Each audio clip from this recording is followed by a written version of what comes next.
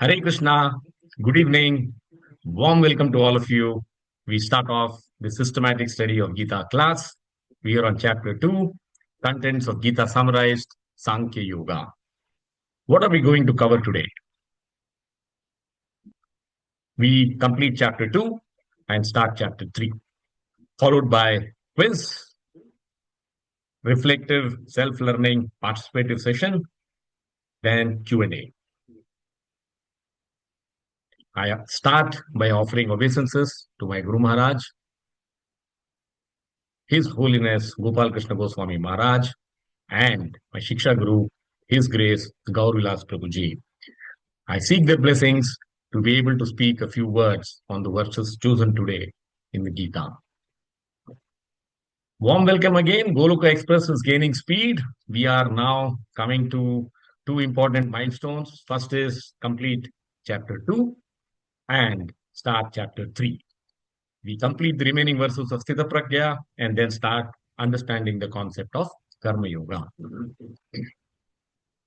We ended the last class in this verse, 2.68, where we saw this beautiful diagram and very clearly highlighting to us what is the mentality of a materialist and a spiritualist. We are going to see this again in the next few verses because this makes a very, very important, it offers an important lesson to us from Mother Nature. What is the translation of this verse? It says, "Therefore, O mighty armed Mahabhavo, one whose senses are restrained from their objects is certainly of steady intelligence." So we have to take onus of fixing our intelligence on spiritual pursuit rather than material pursuit. What is the learning? The learning is life of a spiritual seeker is a life of a warrior. It's not an easy one. You have to defend the territory of consciousness against the force of illusion. We are bombarded by illusion every living minute of the day. And the onus is on us. We are responsible to try to control our intelligence. How do we control it? So we have 5 senses and we have innumerable sense objects. We must ensure that all these 5 senses are controlled. And Krishna says it's not just enough to restrain, we must engage them in pursuit of a higher taste. That is, engage yourself in loving Krishna. Then your senses can be under control. I'm sure all of us can relate to this more easily. This is the WhatsApp call. Your dreams are calling you. You either decline or you accept. The choice is yours. So with that, it's our choice. It is in our hands. So we are responsible what we would like to pursue, material pursuit or spiritual pursuit. And let me give you a classic status. We are all today, there is almost 80 people in this group, of which a few of us have taken time to join this group. So we have decided that we will not go behind dreams, we'll go behind spiritual pursuit. This is not as popular as it is to have a material pursuit. So that's the difference. We have made the choice and we gain in the long run. Let's start the first verse of the day. Very poetic verse. Yani sa sarva bhutanam tasyam jagrati samyami yasyam jagrati bhutani sa nisha pashyato munehe. Sthita Prajna's day and night metaphor. So, Krishna has been using metaphors from nature quite frequently. So, this is the third time he's using this. Here, before we go to that, let's understand what is this day and night metaphor. Sthita Prajna is able to control his senses very naturally. Now, how does he do it? What are the tricks he is using? How can we learn from him? Now, each of us as a Manava have been blessed with 2 types of intelligence. One is directed towards soul, Atma. Second is directed towards matter. You want spiritual or material, the choice is yours.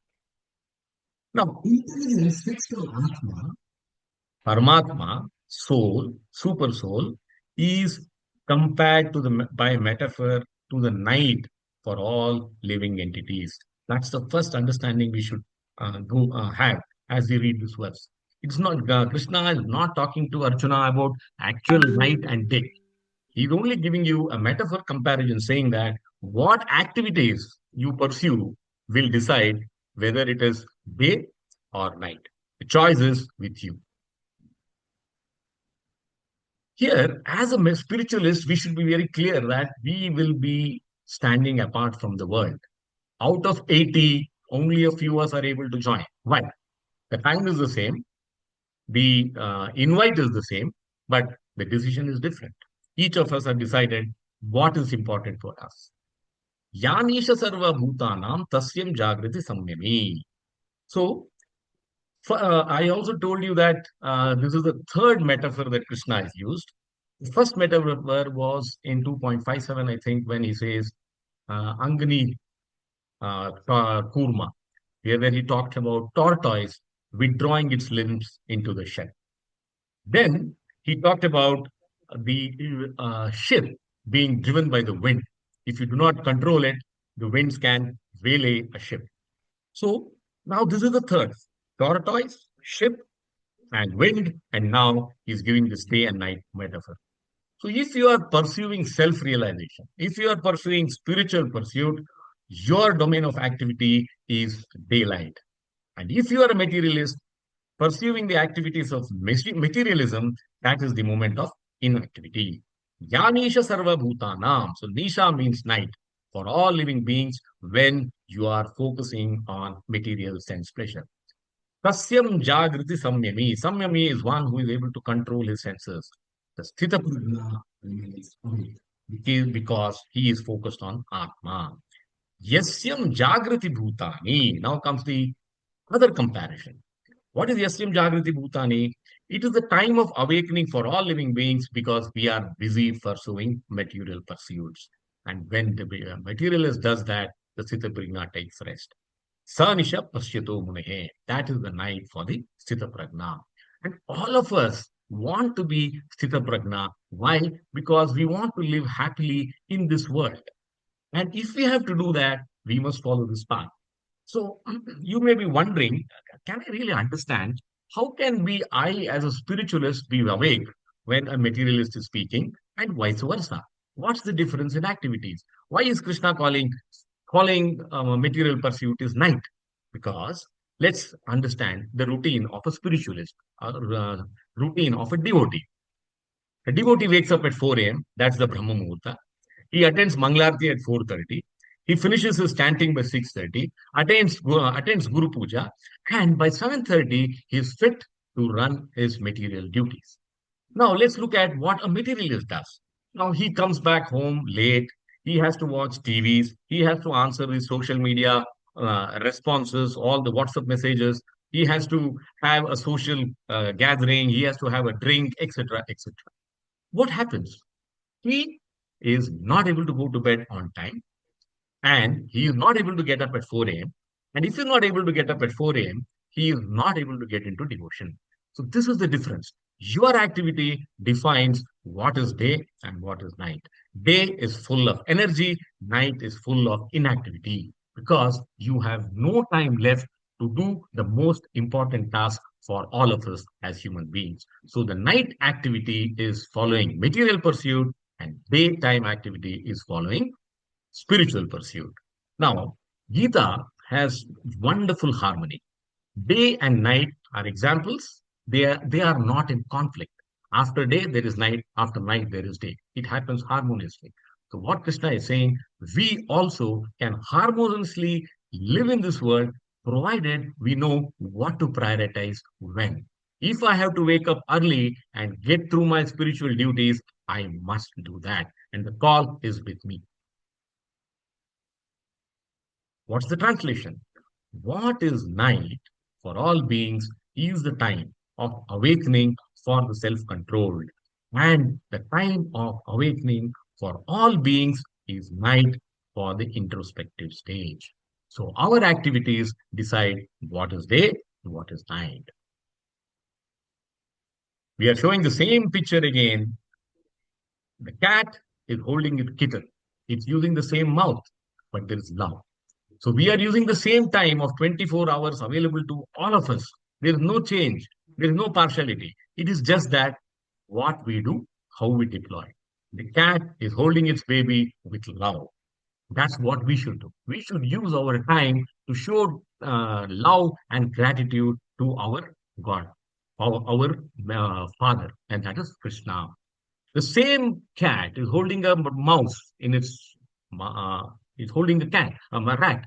What does it show? It shows fear in the mind of the rat. So if you are a materialist, this is where we are going to be. Same time, same senses, but you can either use for devotion or for distraction. This is how we should try to take home the lessons from this verse. Try to use your time adequately in the best possible manner, which is advised to us in Gita by Krishna. Let's go to the next verse. Very, very beautiful verse. Whenever you visit a sea side or an ocean, you must remember this verse. Apuryamanam achala pratistham samudram apa pravishyanti yadvat tadvat kamayam pravishyanti sarve sashantim apnoti na kamakami.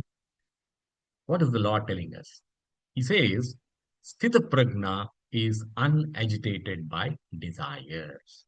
So we must try to use this metaphor to understand how we can do that. We see, we observe, and we can learn. Now, apuryamanam achala pratistham. What does this say? Puryam means complete. Apuryam means that which cannot be filled.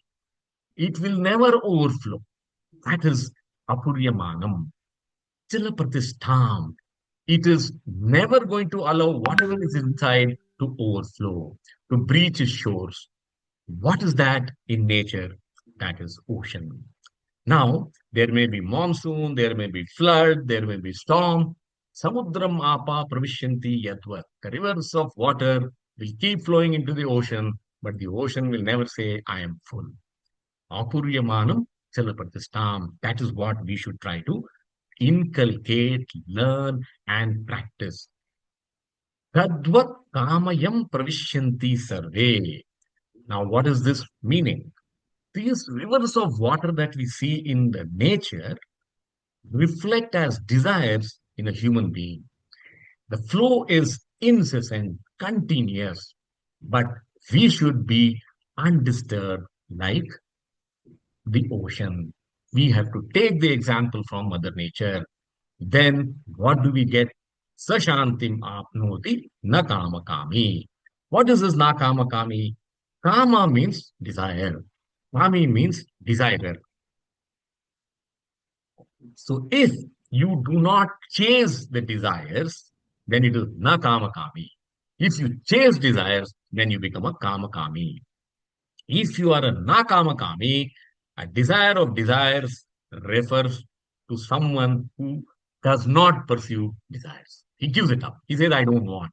I'm quite happy in trying to use my time and my senses in the pursuit of spiritual knowledge. So then he is undisturbed by the desires. Let's read the translation. A person who is not disturbed by the incessant flow of desires that enter like rivers into the ocean, which is ever being filled but is always still, can alone achieve peace, and not the man who strives to satisfy such desires. So whenever I visit Jagannath Puri and when I go to the sea to have my bath, this verse definitely flashes in my mind. What a beautiful example. We must be like a sea, we must be like an ocean, allow the desires to flow, but we should not get agitated. There is a beautiful poem written by Chaitanya Charan Prabhu. He says, our consciousness should be like an unshakable ocean. And he describes the same verse poetically. He says, As rivers rush into the mighty sea, yet leave it still in vast tranquility. So too the wise view temptations in flow and find true peace by refusing to go where desires go. So desires are constant. We have to decide whether we get agitated, whether we want to be devoted, or we want to be distracted. That's the essence. And the example is Mother Nature. What is the learning we can apply in our day to day life? Our devotion gets strengthened by these fundamental learnings. These are the key principles. So, peace will come. We all want to live happily in this world. We all want to be peaceful by transcendence of desires. Desires is constant, but we must overcome them, not by indulgence of desire, by transcendence of desire and not by indulgence of desires. In simple words, keep away from desires. We must live in this world. We need our senses to be satisfied, but we must only do what is advised, not overdo it. If I continue material pursuit at the cost of spiritual knowledge, then I am not doing justice to my human being life. That is the key point. The beautiful line it says, Bhukti-Mukti-Siddhi Kami Sakala Ashant. Krishna Bhakta Niskam Atev Shanta. You want material enjoyment, bhukti. You want liberation, mukti. You want uh, yogic powers, mystic powers. All of this will only make you unpeaceful. You are not going to be peaceful. Krishna Bhakta Nishkama Deva Shanta. Only a devotee of Lord Krishna who is desireless, Nishkama, he will be peaceful. So after getting this inputs, we should try and control our urge to fulfill desires and say that enough is enough. I don't want to go in that path because that's not what is good for me. Let's go to the next verse. Another beautiful poetic verse. Vihaya kaman yah sarvan pumam charate nihspruvaha nirmamo nirahankarha sashantim adhigachyati. Now, now we should understand Arjuna is asking Krishna, how can I be peaceful? And in his mind, the whole confusion is, how can I be peaceful if I fight? And Krishna is going on telling him that you will be completely peaceful if you are able to follow my guidelines of controlling your senses. So he says, what is the essence? Arjuna is also trying to understand, and we are also trying to understand. The essence of message of Krishna is peace will not come by merely avoiding war. It will not come by going to the forest. In fact, he says peace is an inner state, and the answer is within us. The choice is within us. The control is within us. We have to take the call how to be peaceful. Pumam, now see, this is the Sita Prajna remains unagitated by desire. So this is the common factor. All these 18 verses from 55 to 72 are focused on this fundamental message. Imagine 18 verses Krishna speaks to show Arjuna that we can control our senses, we can be a Sthita Prajna by living in this world just by following the examples that is given. This verse he says, Niyas Pruvaha. I will highlight these three words so that it goes into our DNA. Niyas Pruvaha, no desires. Give away desires for enjoyment. Nirmamo, no possessiveness. We don't come into this world owning anything. We can't own anything. Everything that is ours today will be someone else's tomorrow. All that Krishna says, don't attach yourself to things by saying, this is mine. This is my house. This is my car. This is my bank balance. All that we have to leave behind one day. So try and practice that from today. I will only look at it from a perspective is I will have as much as I want and not more than that. Nirahankara, no false ego. Let's see what is Nirahankara going forward. So the verse starts with Vihaya Kaman Yah Sarvan. What is the meaning of these four words in this line? Give up desires. Niyaspruvaha. Umam Churati Niyaspruvaha. Charati means moving around. And Krishna is answering Arjuna's question, which says, Can you tell me how does this Hita Pratya work? Vrajeta Kim. And Krishna is answering that. He says that you have to be walking around these senses by having no desire to enjoy those senses. Free yourself from desires. That is the meaning of Pumam Charati Nihaspravaha. What are the essential characteristics for that? You should not have this false ego. And what is this false ego? The false ego is when we say, I know best. We don't know anything to have that confidence to say that I know best. It is just our false ego which says, I know best. And we also have this ahankara, which is false identity. I am the doer. Most of us lament, most of us cry, most of us are unhappy because of this strong belief that I am the doer. Krishna says, give up both. You neither know everything nor you are the doer. Every act of yours has to be having some support from Mother Universe and Krishna. If you do this, if you give up your desires, if you give up your possessiveness, nirmamo nirahankara, that you don't have the sense of proprietorship, you don't have the sense of false ego, it has to be done step by step. It is not that it's a magic formula. I have a switch. From tomorrow, I'll be Nirspruvaha, I will be Nirhankaraha, I will be Nirmamo. No, it doesn't work that way. We must understand, become aware, then internalize it. Immerse ourselves in this thought, in these concepts, and say that, how can I do it step by step going forward? Sashantim adhigachati. Now, this peace also has two parts to it. One is peace of mind. Most of us chase peace of mind. We want to be free from anxiety, worry, fear. This is partial peace. What Krishna is saying, you will get permanent peace, eternal peace, which is based on love. And that is peace of heart. The heart, the soul yearns for love. And that love should be directed at Krishna. If you are able to do that, you have been able to achieve eternal peace. What is the translation? A person who has given up all desires, underline this word, for sense gratification, who lives free from desires, who has given up all sense of proprietorship and is devoid of false ego, he alone can attain real peace. That is the message that Krishna tells us in this verse. Is it possible to be without desires? No.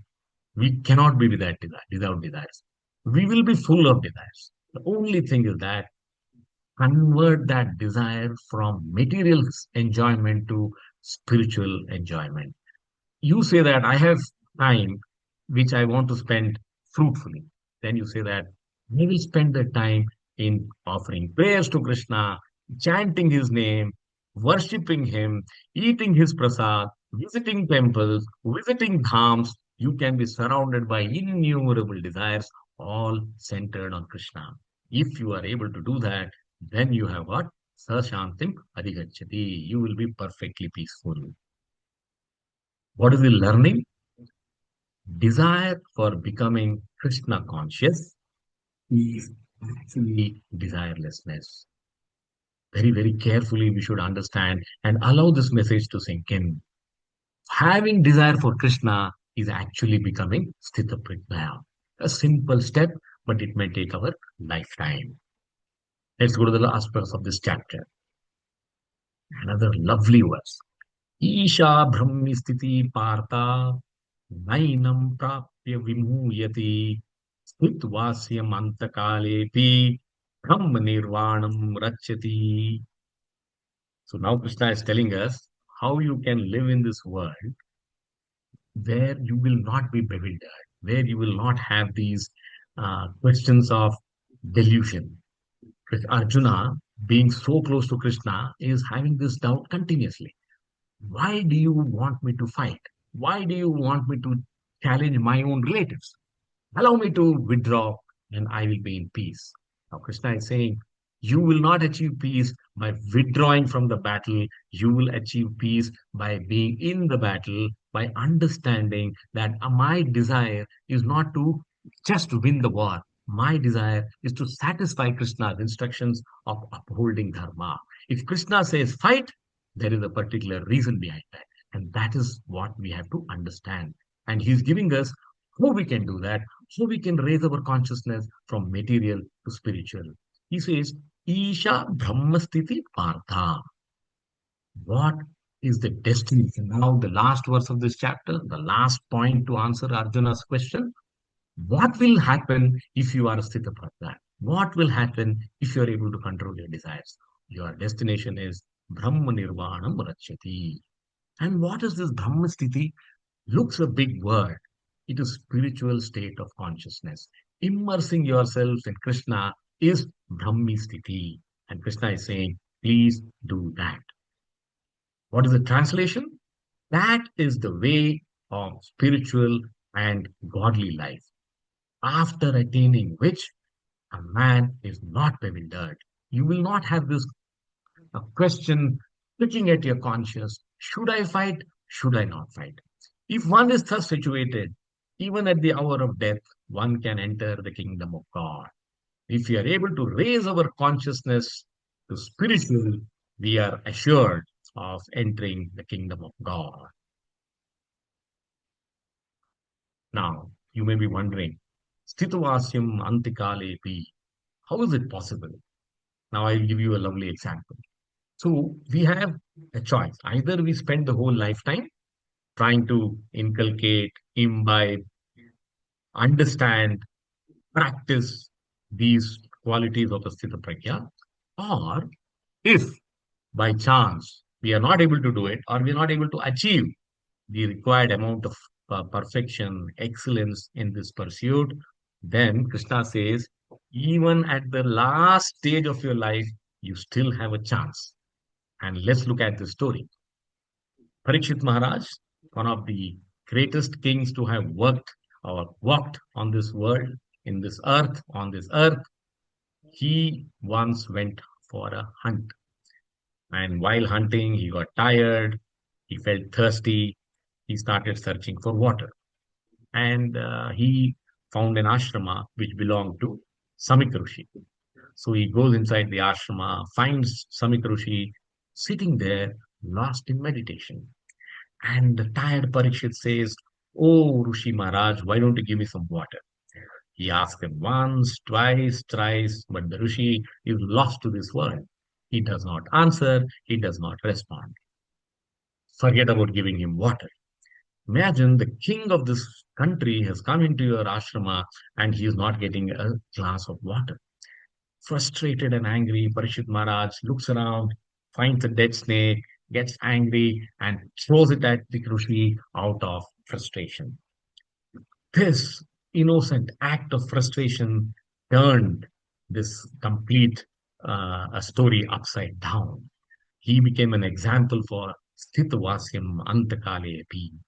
His son, Shungi, came to the ashram, saw that there is a dead snake lying on my father's neck, and he said, whoever has done this, I curse him to die within 7 days. And Parikshit Maharaj, when he came to know of this curse, had two choices either fight or surrender. If you are in the Brahmi Sthiti consciousness, you will surrender. He says, this is what the Lord desires. I'm not going to fight. If I have got 7 days life, I will lead my life in the best possible manner.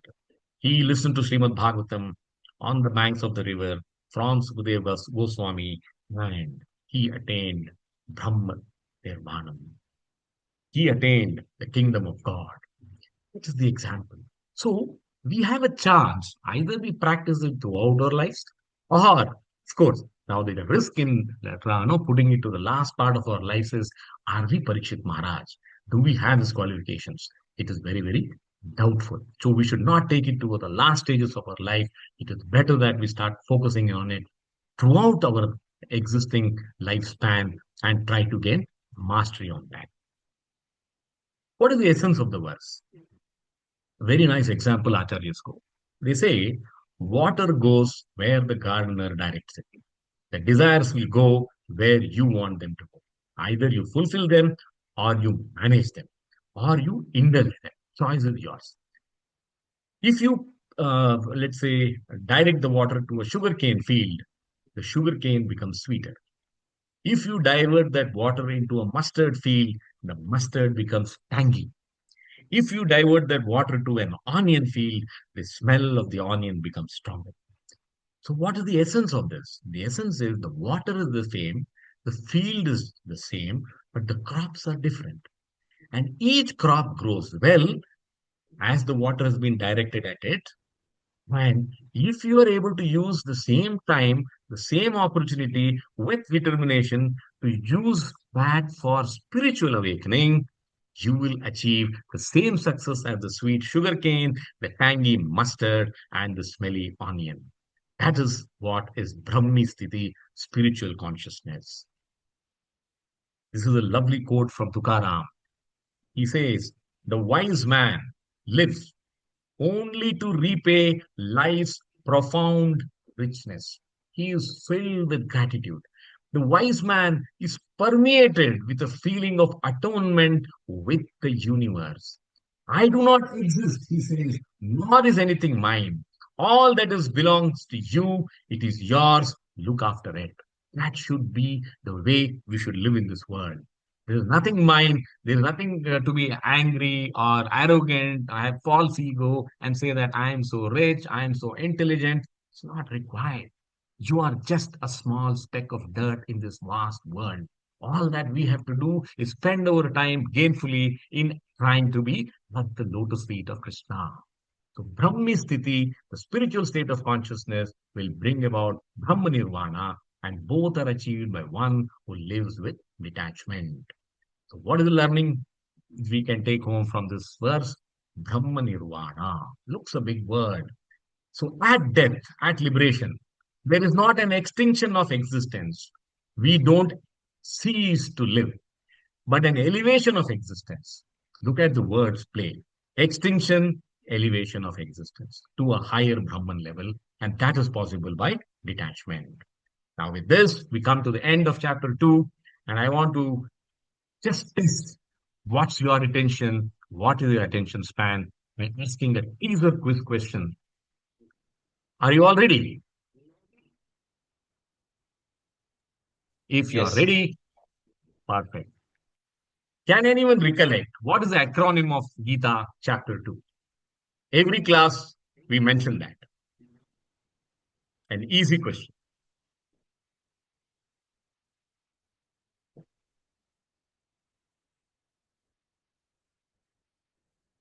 Any volunteers?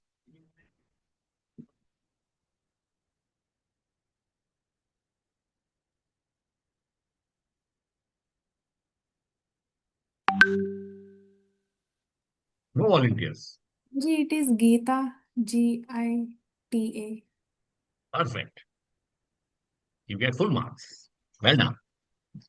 Now, that's not the end of it. I also want you to look at the answer is perfect. It is Gita. Now, what is the expansion of Gita? Prabhuji, Anyone wants I to try? remember only first two, like G stands for Guru and I Right? stands for identity. Right? And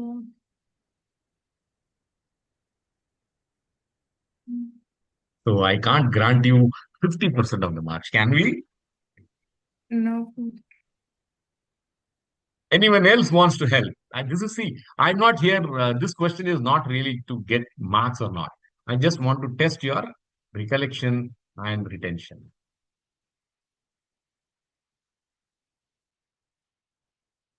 Ramisha, you want to try? Let me prompt. Love, I give up. You give up. Okay. Who else is there? Uh, uh, Saptadeep.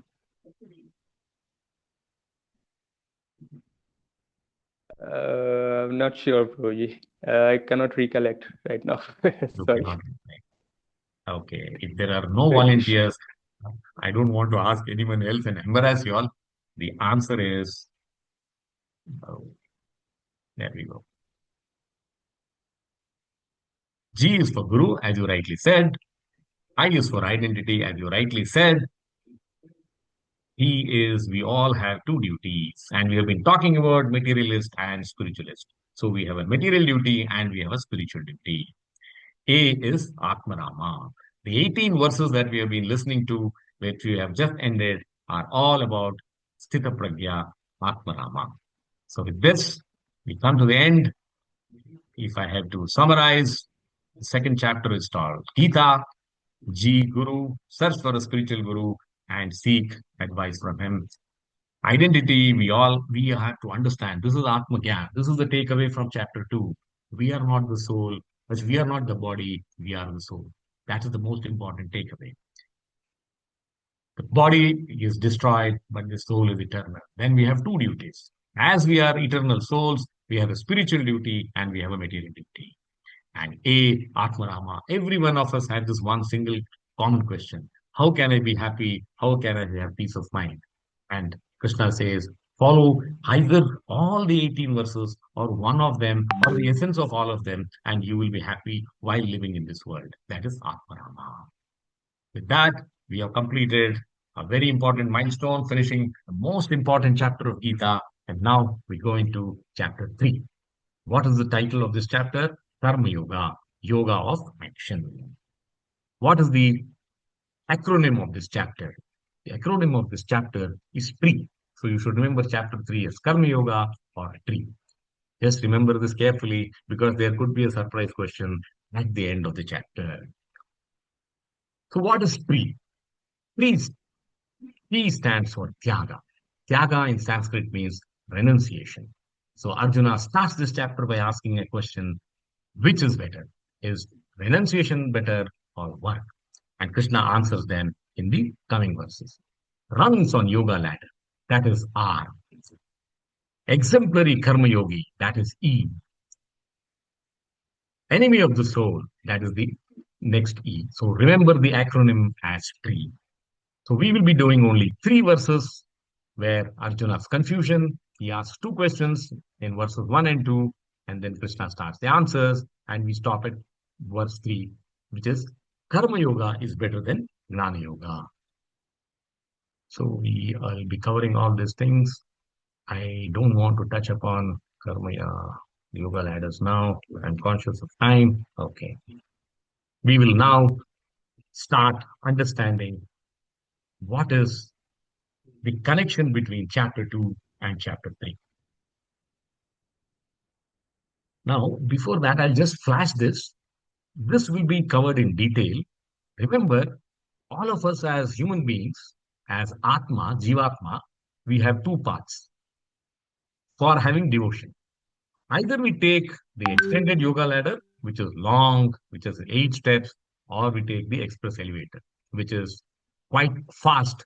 It takes us to Krishna by surrendering to Krishna. So I don't want to confuse you all now. Just remember this, that yes, we had studied about yoga ladder and there is a yoga ladder. Now, how do we start chapter 3? I said there are questions. Arjuna is asking Krishna, and Arjuna says, I'm confused. Why he is confused? Let's start with that basic. In 2.49, Krishna said, Dure nahi avaram karma, buddhi yoga dharanjaya, buddhau sharanam anvicha, krupana phala hetavaha. What is the essence of this? It says, please don't do avaram karma. And Arjuna understands that as avoid inauspicious work. And there is nothing wrong in that. And then he also says, Buddhi Yoga Dhananjaya. Engage in Buddhi Yoga because Buddhi Yoga is superior to Karma Yoga. Then Arjuna is asked, having this doubt in his mind, Are, you are telling me that Buddhi Yoga, if Buddhi Yoga is what I have to follow, how can fighting be better than not fighting? This is the fundamental doubt. And what did we study in chapter 2? Whenever you have a doubt, you must ask your spiritual master. Now, Krishna has given this answer earlier too. But since Arjuna is confused and asking him, he will confirm that again. What Krishna means by Dure nahi avaram karma is not to do work. He's only saying that work without expectation of results. Don't work with attachment, work with detachment. So this is how chapter 3 starts. He says, keep karma kanda away, perform karma yoga. Offer the fruits to me, then you are free of the burden of success or failure. So this is how the first two verses are. He questions Krishna, please tell me, how do I understand your instruction? Because in mind of Arjuna, is very clear that fighting is not good. It is avaram karma. For him, fighting is violence. So why should I indulge in that? And he says renunciation, which is part of Jnana Yoga, is far better than fighting. So with this, let's go to the first verse.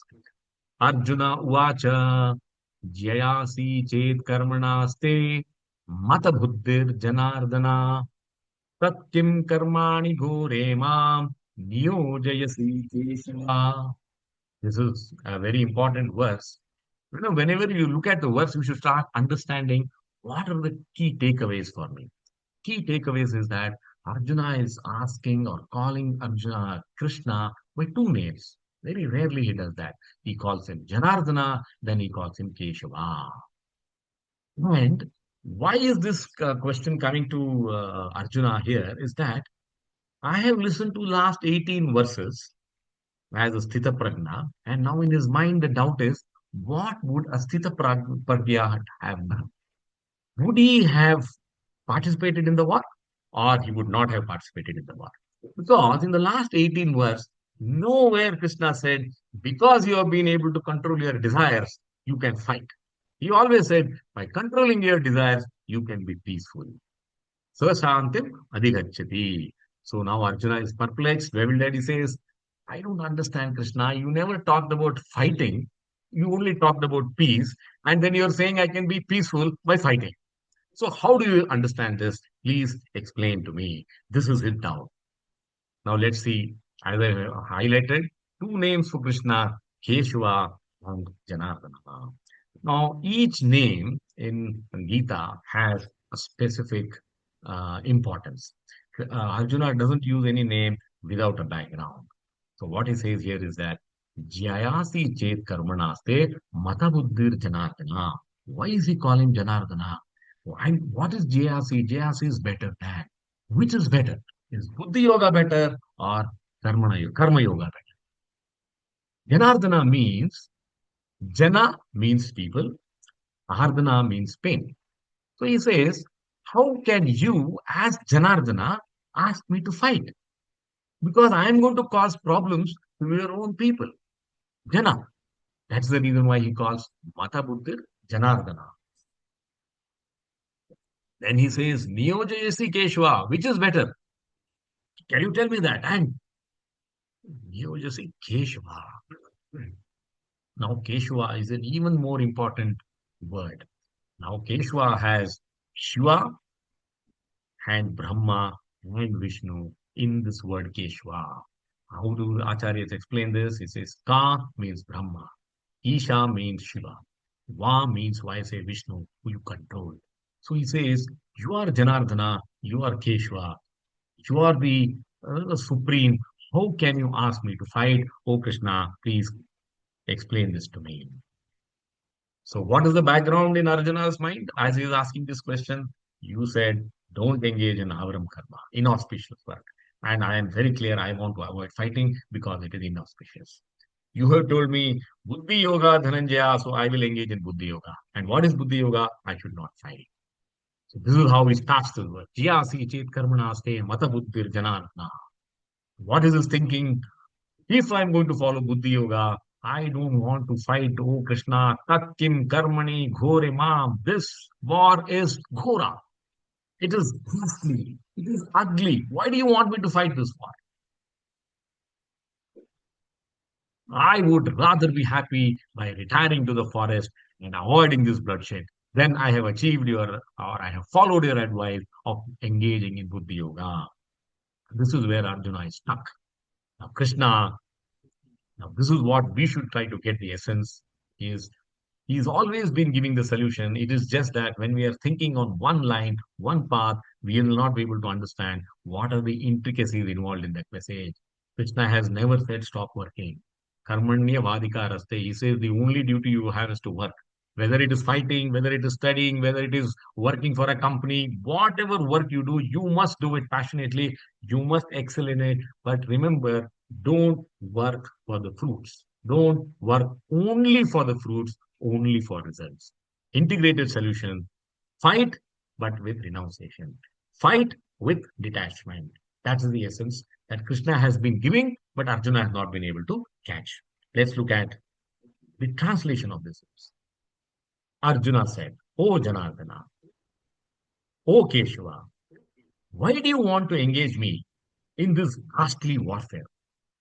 Tatkim karmani ghorema. If you think that intelligence is better than fruitive work, if you think intelligence is better than war, bloodshed, violence, why do you want me to participate in this war? So, what's the learning? Sincere student places his doubt before the master. And why I am highlighting this is that all of us will have a lot of such doubts, many questions on dharma where we are not qualified. We must seek the lotus feet of a spiritual master. We must take shelter of scripture like Gita, Bhagavatam, Chaitanya Charitamrita. Only then we will be able to find answers to these questions which are intricate and engaged. Let's move to the next verse. The Arjuna's confusion continues, renunciation or action, even in this verse. He says, Vyamishrineva vakyena buddhim mohayasiva me tad ekam vada nischitya yena shreyo aham apnuya. Now, as I said, whenever you see the verse, we must first try to understand, is there any name for Krishna? No, there is no name for Krishna. Then is there any some words which I can understand? It is like, oh, Buddhim. Buddhim is intelligence, so he's telling me something about intelligence. Then he says moha. Moha means illusion. He's saying something about how to control the illusion. And then he's also saying Shreyo. Shreyo means long-term good. So this question is trying to arrive at the essence, oh Arjuna, Krishna, please tell me what is that I have to do. So this translation is very simple. He's saying, my intelligence is bewildered by your equivocal instructions. You tell me, don't use Buddhi Yoga, don't do Avaram Karma, but you're asking me to fight. Therefore, please tell me decisively which will be the most beneficial for me. So he's reinforcing, let us say, repeating this question once again. Why? He's confused by the instructions of Krishna. Vimistrineva vakyena. Mishra means mixed. Vimistrineva means it is completely, deeply mixed. Your words are full of contradiction, O Krishna. That is the meaning of Vimistrineva vakyena. What is that leading to? You're telling me Buddhi Yoga, but I am getting into Buddhim Mohayasi me. I am getting confused. So there is another. Okay, let me finish this and then I'll take karmana. Now you have told me Buddhi Yoga, Dhananjaya. Buddhi Yoga is better than karma. Karmana, fighting, fruitive work. This message is so clearly given to you by me, given by you to me. Where is the confusion? But now I want you to give it in one word. Either you say fight or you say don't fight. Don't give me a mixed answers. He says tad ekam vada, one answer. Nischitya, and be very firm. Yena shreyo ham apnuyam. That is, what is the good for it by following your advice? I want to understand that. So why is he saying tad ekam vada? Why he is confused? Because Krishna said fight, and Krishna says uh, uh, fight, participate, but don't expect results. The results are not in your hands. So for Krishna, for Arjuna, the confusion is, how can I fight? How can I, create bloodshed? And then that is Jnana Yoga, that is Karma Yoga. It cannot be possible. This is his confusion. And he is understanding that Krishna is asking me to not do Durena Karma. So it means I should renounce this fight, run away from this battlefield, go to the forest and meditate. Now, what is the learning for both Arjuna and all of us is that renunciation, sannyasi, is a very easy word to say, but very, very difficult to achieve. We are not able to control our senses, our desires. in spite of all our best efforts. And imagine when we are sitting in this world, we have all the people to support us, all the devotees to support us, guide us to a spiritual master. Imagine us going to a forest and sitting all alone in the wilderness with no one to speak, no one to guide. How are you able to, how are you going to be able to control your desires? Not easy. So you are require qualification, you require training to become a sannyasi. That is not what Arjuna is qualified for. Buddhim mohayashi me. So I wanted to highlight whenever you see a word eva ending with vimistrineva, eva, and mohayashi me again. Eva is EVA, eva is IVA. Whenever you see these two words, we should understand them as certain mean. So there is an emphasis in the question of Arjuna to Krishna saying that Vimistrineva Vakyena Buddhi Mohashiva me. Oh Krishna, please give me the correct answer. Let's look at the last verse of the day. Now Bhagavan Vacha, he answers. Krishna says, okay, here is my answer, O Arjuna. Shri Bhagavan Vacha, Lokesmin Vivida Nistha, Pura Prokta Maya Nagha, Nana Yogena Sankyanam, Karma Yogena Yoginam. What is the translation of this? So Krishna is saying there are two types of people. Well, let's read the translation too. There are two types of people. Gnana yogis who renounce work and karma yogis who do prescribed work. Gnana yogena sankyanam, karma yogena yogina. So there are two types of yogis. I want to understand which one you are recommending for me to be. This is the essence of the verse. Loke asmin vividanista. Look at Krishna. Now Krishna is saying, Loke asmin, in this world, vividanista, twofold faith. I think I have mentioned this to you, Arjuna. There are two faiths. Pura prokta mayanaga. Now, this is surprising to Arjuna. He says, I have already taught you this before. Arjuna is wondering, when has he taught me? And he has taught him because in 2.39, Krishna says, Ichate vitasanke buddhir yoge tva imam shrunu. Buddhya yukto yaya parta karma bandhanam prahashyasi. Thus far, I have described this knowledge to you through analytical study. Gita Sankhya. Now listen as I explain it in terms of working without fruitive results. So it is not that he has not told Arjuna, Buddhir yogetvam imam shrunum. O son of Prutha, when you act in such knowledge, you can free yourself from the bondage of birth. So what is that Arjuna has not essentially understood? He says, I have never asked you to stop working. I have only asked you to not to expect fruitive results. Work with detachment. This is what I have already told you. This is what Krishna is saying. Pura prokta mayanaka. So this whole confusion started because in 2.39 he says, Durena avaranam karma. Then he says, Jnana Yoga, Sankhya Yoga. Now Arjuna is wondering, and this is how the chapter flows. Jnana Yoga and Sankhya Yoga you have taught me. Yes, I agree. And in that you taught me, I am not this body, I am the soul.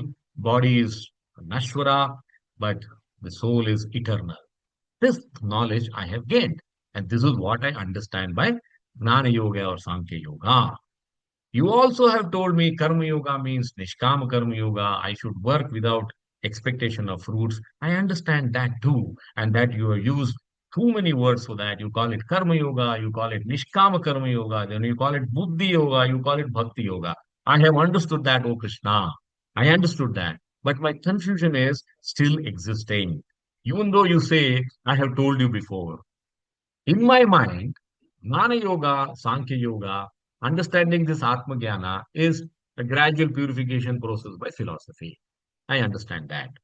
I also understand that the Karma Yoga, Bhakti Yoga is a direct, easy, sublime purification process. That is also clear in my mind. And I also know how I can achieve that by depending on Krishna, easy to control my senses. This is what you told me in 2.61, release from bondage. But in spite of all this that you have told me, and even though you say that I have told you this before. I am not able to get the answer. That is why I want you to clarify further. So, Krishna's, we stop at this verse. We are interestingly poised. Krishna says, I have already told you the answer. Arjuna says, I have understood whatever you have told me, but somehow I seem to have missed the answer to this question. How is fighting better than renunciation? How is violence better than meditation? In my mind, meditation is peace. In my mind, fighting is violence. So, can you please tell me this and clarify? This is how this verse is. And with this, we have come to the end of the verses for today. If I have to complete this diagram, what is Atmagyan? It is experimental knowledge. You read, you understand, you follow, you implement. It is philosophy. You read and you understand. Whereas now, why is there is a difference between the two? You can attain, or let us say, you can follow either of the two. But this is direct, easy, because there are only most important step: depend on Krishna. The moment you depend on Krishna, he takes care of how to guide you to control the senses. Whereas here, you will have to do everything on your own. I will end this verse by giving a nice comparison between Sankhya Yoga and Buddhi Yoga. Why we should try to look at Buddhi Yoga, why we should not follow Sankhya Yoga, because this is an indirect path. Understanding philosophy, able to decipher the nuances in that is not for all of us. We neither have the qualification nor we have the patience. You need to really be at it if you are going to achieve success through Sankhya Yoga.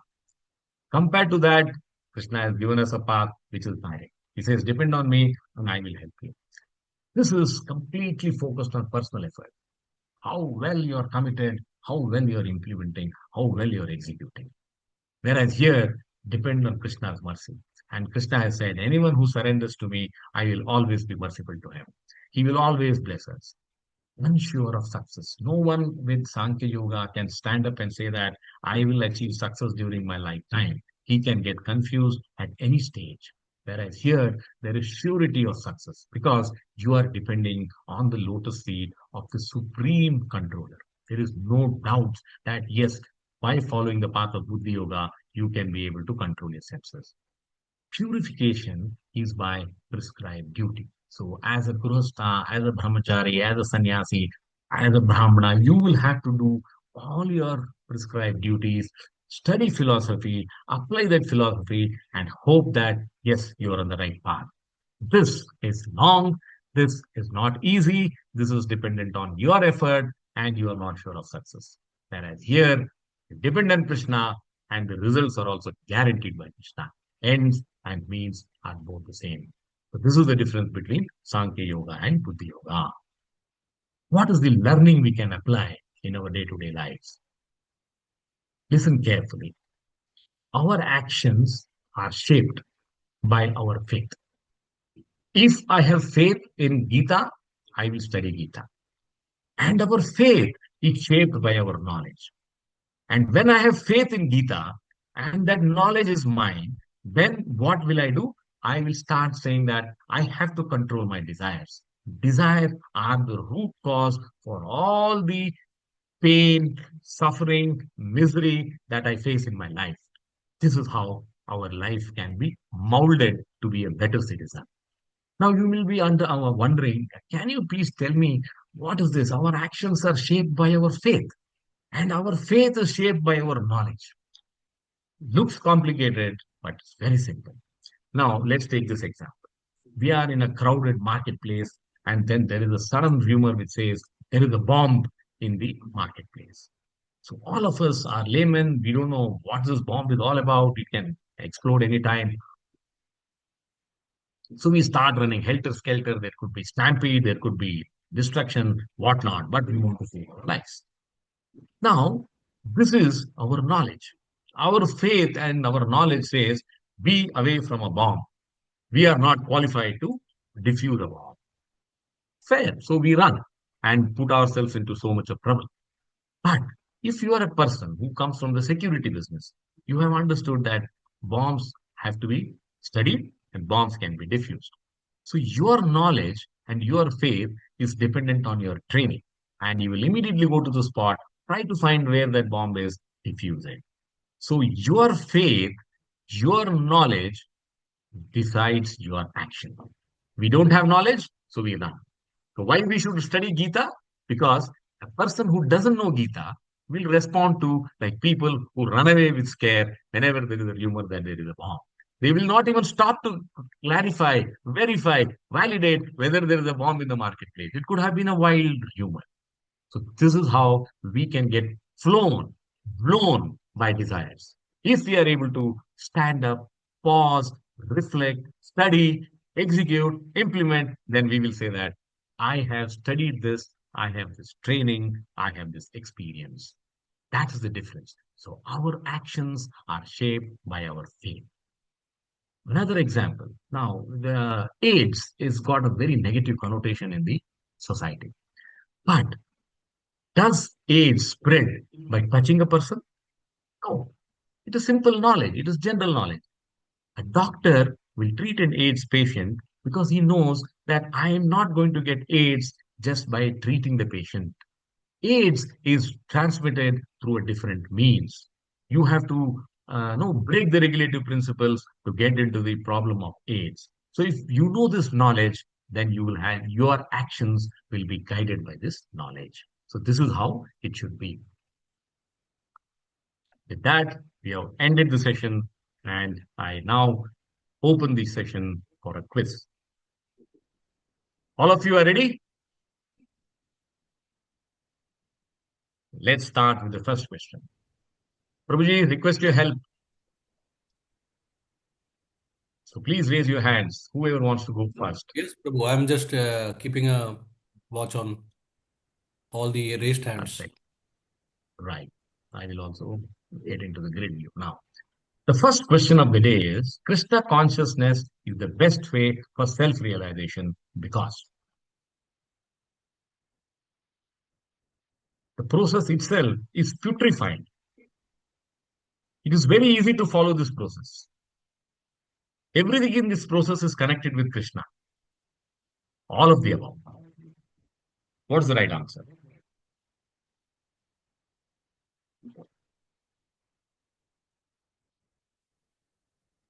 Yes, Okay, up to the first time to go.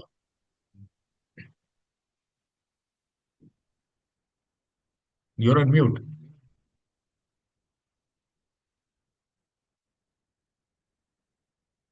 Come out of mute. Yeah. Yeah, Hare Krishna Prabhuji, Dhanavad Prana. Hare Krishna. Yeah, it's a D, all of the above. Are you sure?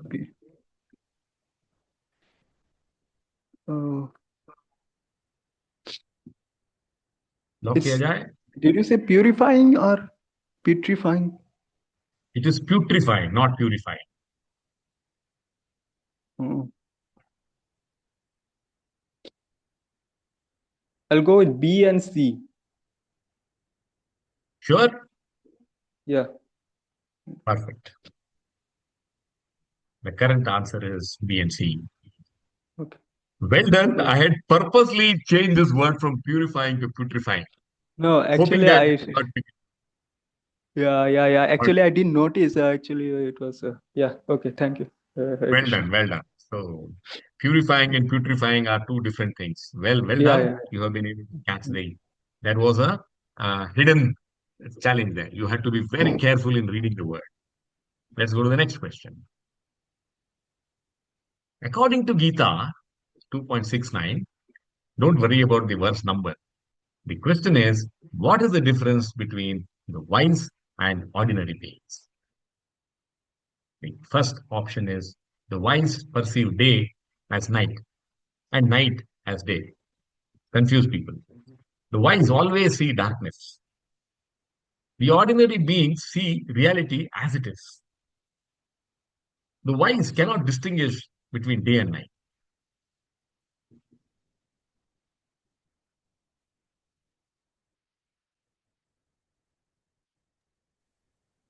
Who would like to attempt?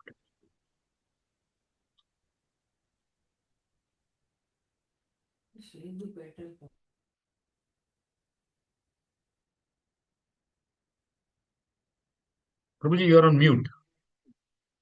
Yeah, yeah. So far, no hands No raised raised, hands? Ah, which is surprising actually. Yes. yeah, there goes Shanti Rupini. Yes, Mataji, go ahead. Hare Krishna Pranam. Prabhuji, I think A answer. A. Sure? Mhm. The wise perceive day as night and night as day. Let's see. That's the answer. The correct answer is A. Well done.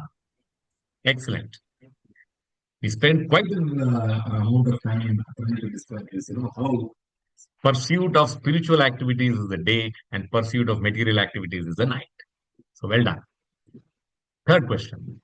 Karma bandhana, bondage, is caused by first choice, performing yajnas, working for sense gratification, working for Krishna without fruits, and renunciation without action. Like Arjuna wants to do. I don't want to fight. I want to renounce and run away to the forest. So which is the right answer?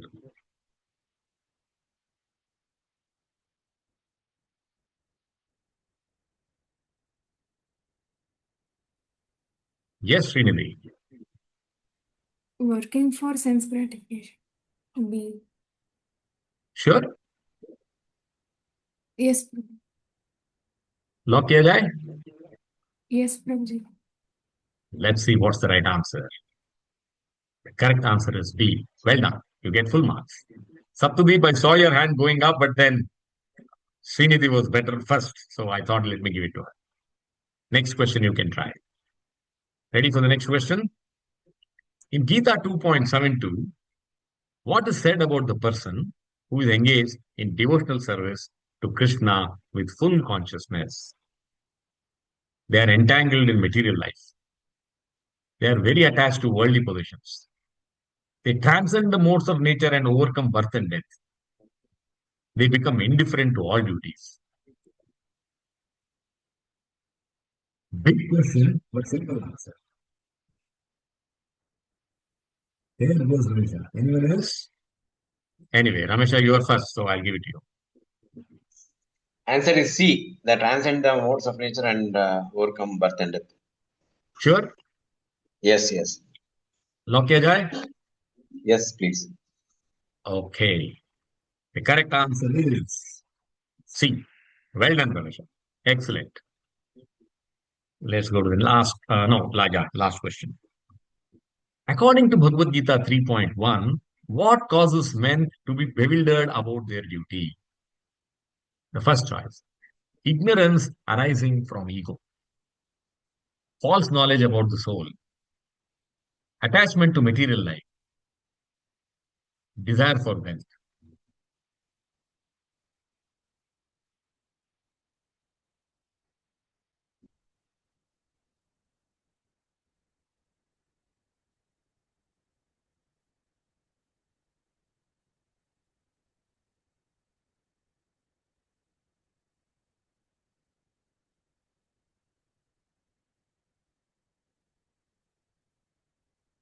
Nobody wants to try? Again, the question is confusing, but the answer is very easy.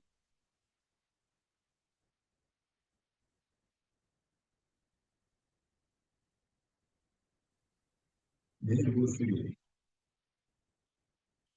Go ahead. Attachment to material life. Attachment to material life. That is C. Sure? Yes, Prabhuji. Okay, let's see. The correct answer is A. Ignorance arising from the ego. Why is Arjuna not wanting to fight? Because he says, I have to end up killing my own relatives. So ignorance arising from the ego. That's the right answer. So you lose 50 marks here. With that, we have come to the end of quiz. Welcome to Reflections and Self-Learnings. Feel free to share your takeaways from this session.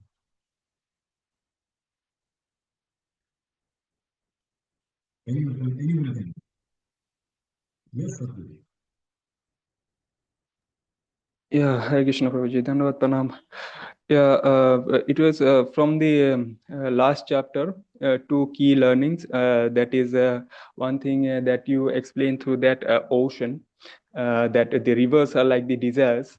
The desires will come in, but we must be like the ocean, that we should not stop. We cannot stop our desires. We should put into for Krishna, in Krishna's service. Desire for chanting and prayers and visiting the dhams. That is one point. And the other thing is about one is a desire. Yeah, that Parikshit Maharaj, that image which you have used, that example you have given. Although Krishna said that to Arjun that till the last moment, till the last breath of our life, we can means perform this bhakti. But we are at this fallen stage, especially in this Kali Yuga, like Parikshit Maharaj, we cannot do it in 7 days. So we should always start early. That is one of the means a very key lesson. We should, as early as possible, this path of Krishna consciousness we should take on it. Those are the key two things I would like to share at this point, whatever coming to my mind. Thank you. Well Hare done. Krishna. Well said. Excellent. Well, very nicely explained. Yeah. Thank you, sir. Yeah. Hare Krishna. Hare Krishna. We are on time. We still have 1 minute. Anyone else wants to go?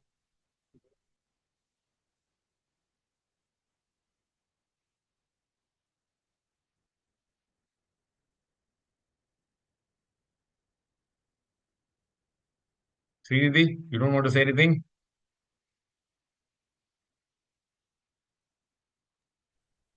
Hare Krishna, Prabhuji, Dhanapranam. Prabhuji, regarding verse 69, I generally read like what is day for a wise man is night for others, like that. But today I really understood that day is is for self-realization and night is sensual pleasure. So now I could really understand that verse. And Very good. also, there are two kinds of peace. One is peace of mind, and one is peace of heart. And peace of mind is relieving from anxieties and stress. And peace of heart is related to, it is based on love. It is related to loving Krishna. And the real meaning of becoming desireless is to have a desire to become Krishna conscious. That is. That also, Prabhuji. And another thing is water goes where the gardener directs it. It was also very nice, Prabhuji. And another thing, last thing is that the sincere student plays the doubt before the master. And that also was very important. Thank you, Prabhuji. Very well said. Very nice. Very happy that you could take away these learnings, and you have nicely described them. Well done. Thank you.